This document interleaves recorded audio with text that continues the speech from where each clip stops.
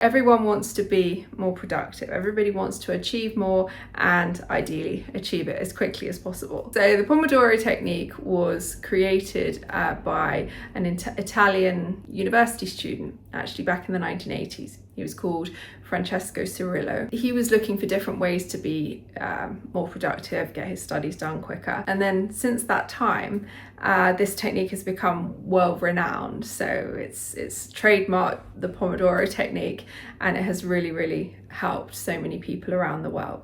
So that's what I wanted to cover to start with, is what is the Pomodoro Technique and how can it help you. Basically, you take a task, whatever task you might want to be working on, and you set a timer for 25 minutes.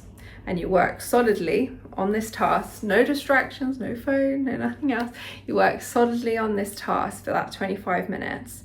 Then after 25 minutes, the buzzer goes off, and then you take a 5-minute break.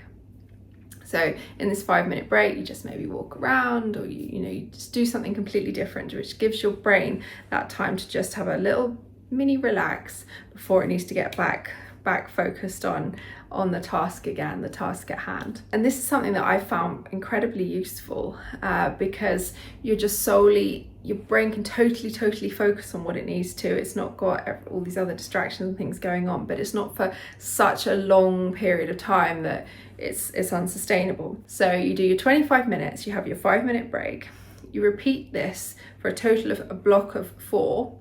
And then once you've done that block of 4, you take a slightly longer break, so 15 minutes, 30 minutes, and then you start it another block of 4 again. Now this technique it's amazing because it's been subject to many studies, and within the studies have shown that you can actually get 8 hours worth of work done within 6 hours using this technique. It's amazing. Like, who doesn't need and want to save 2 hours a day? Like, we all need, what you can do with this extra 2 hours. There's so much that we can do. So I would definitely recommend trying this technique. And one fun fact about it as to why it's called the Pomodoro Technique is Pomodoro in Italian means tomato. And you're thinking, what, tomato? The reason why it was called that is because the timer that Francesco used was in the shape of a tomato, and then clearly the name stuck. But it's very memorable, but more importantly than that, the technique does actually work. So I would recommend that you definitely try this, because it certainly worked for me.